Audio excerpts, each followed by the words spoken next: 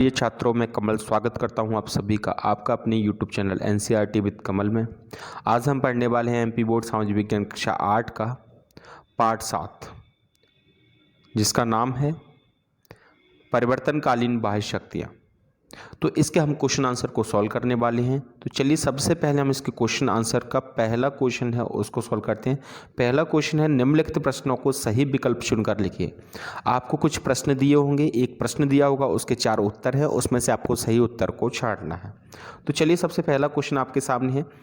सबसे पहला क्वेश्चन है किस प्रक्रिया के द्वारा चट्टान के टूटे हुए पदार्थ अपने मूल स्थान पर संग्रहित होते हैं। तो इसके ऑप्शन है, सबसे पहला ऑप्शन है अपरदन, दूसरा है परिवहन, तीसरा अपक्षय और चौथा यहाँ पे निक्षेपण। तो आपका जो राइट आंसर है वो है अपक्षय। क्लियर? तो आप इस आंसर को नोट कर लीजिए जो ग्रीन डॉट में आपको दिख रहा है। ठीक है। अब सेकंड क्वेश्चन आपके सामने है। सेकंड क्वेश्चन है निम्न में से किस क्षेत्र में पवन अपने कार्य को संपन्न करती है। तो इसका पहला ऑप्शन है मरुस्थलीय क्षेत्र में, दूसरा है पर्वतीय क्षेत्र में, तीसरा है समुद्र तटीय क्षेत्रों में और चौथा है मैदानी क्षेत्र में। देखिए पवन अपने जो कार्य संपन्न करती है सबसे ज़्यादा तो वो करती है किसमें? मरुस्थलीय क्षेत्र में। ठीक है, तो आप इसको नोट कर लीजिए। इसके बाद थर्ड क्वेश्चन पे आते हैं। थर्ड क्वेश्चन है मृदा को उपजाऊ बनाने में कौन सा तत्व महत्वपूर्ण है। क्वेश्चन को फिर से सुन लीजिए। मृदा को उपजाऊ बनाने में कौन सा तत्व महत्वपूर्ण है।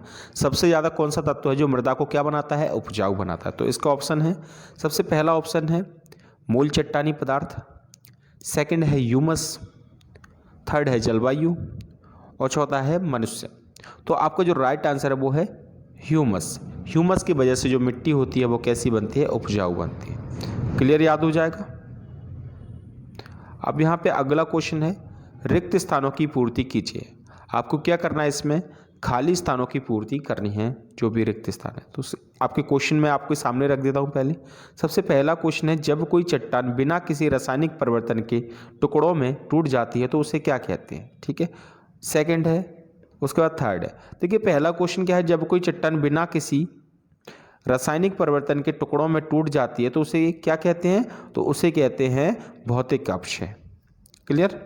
सेकंड क्वेश्चन है। सेकंड क्वेश्चन में देखिए क्या लिखा हुआ है। सेकंड क्वेश्चन में है असमतल। सेकंड क्वेश्चन देखिए क्या है, असमतल धरातल के समतल होने की क्रिया को कहते हैं। असमतल धरातल होता है और वो समतल हो जाता है तो उसे क्या बोलते हैं? तो उसे बोला जाता है, क्या बोलते हैं उसे बोला जाता है तल संतुलन। क्लियर? याद हो जाएगा। उसके बाद आपका थर्ड क्वेश्चन है।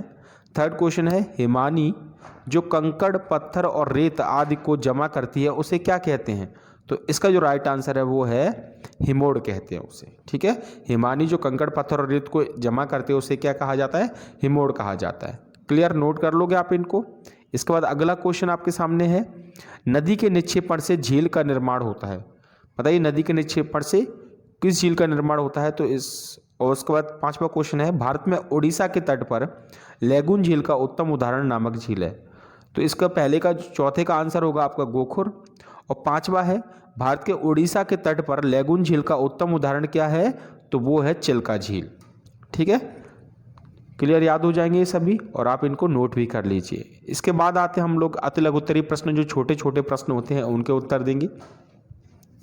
तो सबसे पहला क्वेश्चन आपके सामने है नदी के 3 कार्य कौन कौन से हैं। आपको नदी के कार्य बताने हैं। तो इसका उत्तर है नदी के 3 कार्य निम्न है। सबसे पहला कार्य है अपरदन, निक्षेपण और परिवहन। क्लियर? याद हो जाएगा। नदी के 3 कौन कौन से कार्य हैं? अपरदन, निक्षेपण और परिवहन। इसके बाद सेकंड क्वेश्चन पे आते हैं। सेकंड क्वेश्चन नदी की 3 अवस्थाएं कौन कौन सी हैं।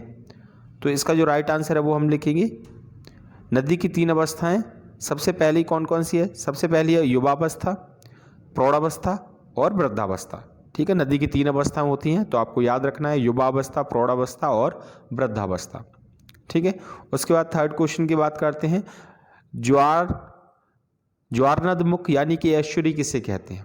ठीक है, ये क्वेश्चन बहुत अच्छा क्वेश्चन है, आप इसको याद करना। तो देखिए क्या है इसमें, इसको हम समझाते हैं आपको। जब नदी समुद्र में एक ही लकीर की भांति मिलती है तो उसका मलबा तट पर इधर उधर न बिखर कर सीधा सागर या समुद्र में चला जाता है। क्या है, नदी जब सीधी इस तरीके से लकीर बनाती है तो उसका जो मलबा होता है वो भी क्या है, सीधा इधर उधर नहीं बिखरता और सीधा कहाँ है, सागर में चला जाता है। तो ऐसी आकृति को क्या कहा जाता है, एक्श्वरी कहते हैं। क्लियर, याद हो जाएगा। तो कैसे याद करेंगे, जब नदी समुद्र में एक ही लकीर की भांति मिलती है तो उसका जो मलबा होता है वो तट पर इधर उधर न बिखर कर सीधा सागर या समुद्र तट में चला जाता है, तो एक एक्श्वरी की आकृति का निर्माण होता है। ठीक है, एक एक्श्वरी बन जाती है समुद्र के अंदर। ठीक है, उसको क्या कहा जाता है, एक्श्वरी कहा जाता है जो आकृति बनती है। क्लियर, याद हो जाएगा। अगला क्वेश्चन, गीजर किसे कहते हैं? तो इसका आंसर है, देखिए गीजर की डेफिनेशन को समझते हैं। भूगर्भ में गर्मी से जिन गर्म जल स्रोतों का जल बड़े वेग से गुब्बारों की भांति बाहर फूटता है उसे क्या कहा जाता है, गीजर कहा जाता है। क्या होता है कि समुद्र के अंदर जैसे कई जगह इस तरीके से, ठीक है, भूगर्भ में जल रहता है, पाताली जल जिसे बोलते हैं, ठीक है, अंदर। तो ये जल क्या है, बहुत ज़्यादा तेज गति से चलता है, फिर एकदम से क्या है, बाहर इस तरीके से निकलने लगता है बहुत तेज गति से। तो ये जो होता है इसी को क्या कहा जाता है, गीजर कहा जाता है। क्लियर। तो क्या है, भूगर्भ में गर्मी से जिन गर्म जल स्रोतों का जल बड़े वेग से गुब्बारे की भांति बाहर फूट पड़ता है उसे क्या कहा जाता है, गीजर कहा जाता है। क्लियर, याद हो जाएगा गीजर। इसके बाद अगला क्वेश्चन, यारदांग कौन बनाता है? ठीक है, तो इसका आंसर है पवन अपर्दन से यारदांग की आकृति बनती है। ठीक है, तो यारदांग का निर्माण किसके द्वारा होता है, पवन अपर्दन के द्वारा होता है। याद हो जाएंगे क्वेश्चन। इसके बाद अगला क्वेश्चन, लैगून किसे कहते हैं? तो इसका आंसर है, तो यहाँ पे हम आंसर को समझते हैं, खारे जल से भरी हुई समुद्र तटीय झील को क्या कहा जाता है, लैगून कहा जाता है। जैसे चिल्का झील कैसी है, खारे पानी की जो नहर झील है, तो क्या है, उसे लैगून बोला जाता है। लैगून का मतलब समझ में आ गया, खारे पानी से जो भरी हुई झील होती है उसे क्या कहा जाता है, लैगून कहा जाता है। याद हो जाएगा क्वेश्चन। अब बात करते हैं हम अगले क्वेश्चन की। अगला क्वेश्चन है, मृदा के निर्माण में कारकों के नाम लिखिए। ठीक है, मृदा निर्माण में कौन कौन से कारक सहायक होते हैं? तो सबसे पहला है, देखो क्या क्या कारक होते हैं मृदा निर्माण में। तो आपको याद रखना है, चट्टानों के अपक्षय और अपर्दन क्रिया द्वारा मृदा का निर्माण होता है। चट्टानों का अपक्षय मतलब होता है चट्टानों के टूटने से, और अपर्दन का मतलब होता है, अपर्दन का मतलब भी होता है टूटना। ठीक है, चट्टानें जब टूट जाती हैं तो क्या है, मृदा का निर्माण होता है। चट्टानें जो होती हैं, जो बड़े बड़े पत्थर होते हैं, वो टूटते रहते हैं, धीरे धीरे कंकड़ बनते हैं और फिर धीरे धीरे मिट्टी का निर्माण लेते हैं।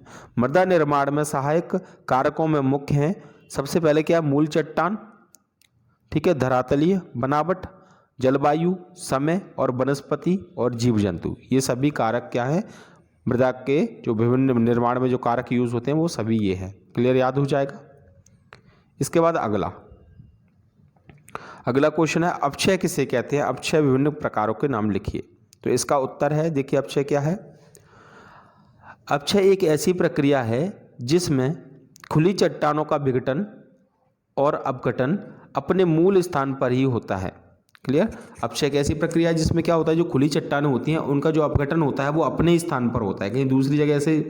ठीक है, अपक्षय झील 3 प्रकार से होता है। ठीक है, अपक्षय कितने प्रकार से होता है, 3 प्रकार से। पहला कौन सा, भौतिक अपक्षय, रासायनिक अपक्षय और जैविक अपक्षय।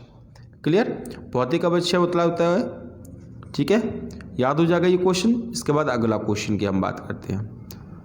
अगला क्वेश्चन है, निम्नीकरण और अधिवृद्धि में अंतर बताइए। ठीक है, तो यहाँ पे इसका आंसर मैं आपको बता रहा हूँ। अपर्दन की प्रक्रिया द्वारा चट्टानों को घिसकर, खुरचकर या काटकर उनको अपने मूल स्थान से हटा दिया जाता है।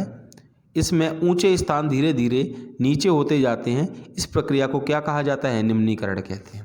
निम्नीकरण का मतलब समझ में आ गया, अपर्दन की प्रक्रिया के द्वारा चट्टानों का घिसकर, खुरचकर या कटकर उनको अपने मूल स्थान से हटा दिया जाता है। इसमें ऊंचे स्थान धीरे धीरे क्या है, नीचे होते चले जाते हैं। उसे क्या कहा जाता है, निम्नीकरण कहा जाता है। निम्नीकरण का मतलब समझ में आ गया, मिट्टी की मात्रा क्या होती चली जाती है, धीरे धीरे कम होती चली जाती है और निचले क्षेत्रों या गड्ढों में अपर्दित पदार्थों के जमा होते रहने को क्या कहा जाता है, निक्षेपण कहा जाता है। तो निक्षेपण क्या होता है, ठीक है, निक्षेपण क्या होता है, गड्ढों में अपर्दित पदार्थ जब जमा हो जाते हैं तो उसे क्या कहा जाता है, निक्षेपण कहते हैं। अपर्दित पदार्थ गड्ढों में जैसे जैसे भरता जाता है उसकी ऊंचाई वैसे वैसे बढ़ती जाती है। इस प्रक्रिया को ही क्या कहते हैं, अधिवृद्धि कहते हैं। क्लियर, दोनों का मतलब समझ में आ गया, आपको याद हो जाएगा ये।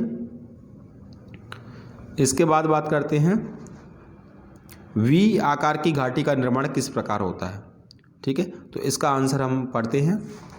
नदी के अपरदन के कार्य का लक्ष्य अपने आधार तल पर पहुंचना होता है। ठीक है, नदी का जो अपरदन का कार्य होता है वो क्या है? अपने आधार तल पर पहुंचना होता है। इस झील या समुद्र के तल को जिसमें वह गिरती है नदी अपरदन का आधार तल कहते हैं। ठीक है, नदी अपरदन घाटी को गहरा और किनारों को चौड़ा करती है जिससे वे बी आकार की घाटी का निर्माण होता है।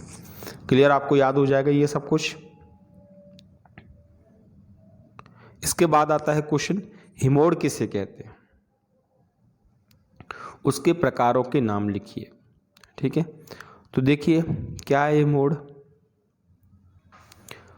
जब हिमानी पिघलती है या पिघलकर पीछे हटती है तब वह अपने साथ लाए पदार्थों को घाटी के विभिन्न भागों में जमा कर देती है।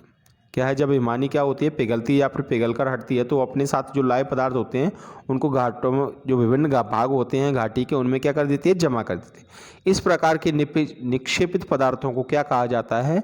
हिमोड़ कहा जाता है। क्लियर, बात समझ में आ गई? हिमोड़ का मतलब समझ में आ गया क्या होता है?